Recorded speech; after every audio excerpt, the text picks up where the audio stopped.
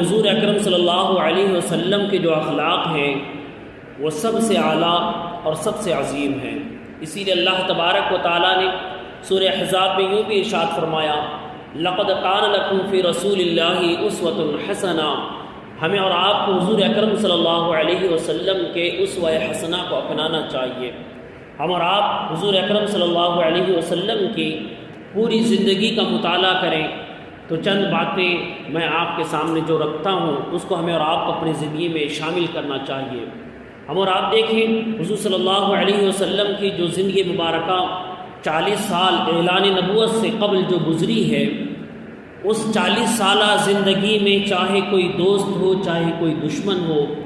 آپ پر انگلی دراز نہیں کر سکتا۔ اس 40 سالہ زندگی میں آپ نے کسی کو اسلام کی دعوت نہیں دی، حقانیت کی دعوت نہیں دی، بلکہ 40 سالہ زندگی میں صرف اور صرف اپنے اخلاق کو رکھا، اپنے کردار کو رکھا، اپنے آپ کو رکھا۔ لوگوں سے جب پوچھا گیا کہ محمد صلی اللہ علیہ وسلم کون ہے تو لوگ یہی کہتے کہ محمد صلی اللہ علیہ وسلم وہ ہیں جنہوں نے اپنی زندگی میں کبھی جھوٹ نہیں بولا۔ محمد صلی اللہ علیہ وسلم کون ہیں؟ لوگ کہتے کہ محمد صلی اللہ علیہ وسلم وہ ہیں جو امین اور امانت دار ہیں۔ یہ اس زمانے کی بات ہے جس زمانے میں جھوٹ بولنا عام تھا، یہ اس زمانے کی بات ہے جس زمانے میں امانتوں میں خیانت کرنا عام تھا۔ مگر حد تو یہ ہے کہ انسان جب کسی کا دشمن بن جائے، ہم اور آپ جب کسی سے دشمنی کر لیں تو کیا کبھی ایسا ہو سکتا ہے کہ ہم اپنی جمع پونجی لے جا کر کے اپنے دشمن کے پاس رکھ دیں؟ بھائی کے پاس دشمنی ہونے کے بعد اپنا پیسہ نہیں رکھتا ہے،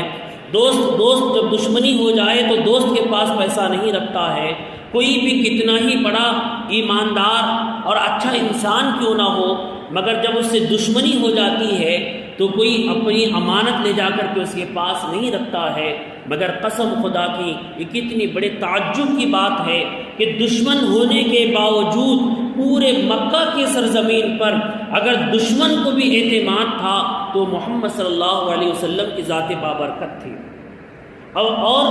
جب حضور صلی اللہ علیہ وسلم نے اعلان نبوت فرمایا، لوگ آپ کے کھل کر کے مخالف ہو کر کے دشمن بن گئے، آپ کی جان لینے کے لیے راضی ہو گئے۔ آپ کی جان لینے کے لیے نہ جانے کتنے انہوں نے بہانے بنائے، نہ جانے کتنی سازشیں کی، مگر اس کے باوجود کفار جو مکہ کے مشرکین تھے ان کو اپنی جب امانت رکھنا ہوتا تو محمد صلی اللہ علیہ وسلم کے پاس لے جا کر کے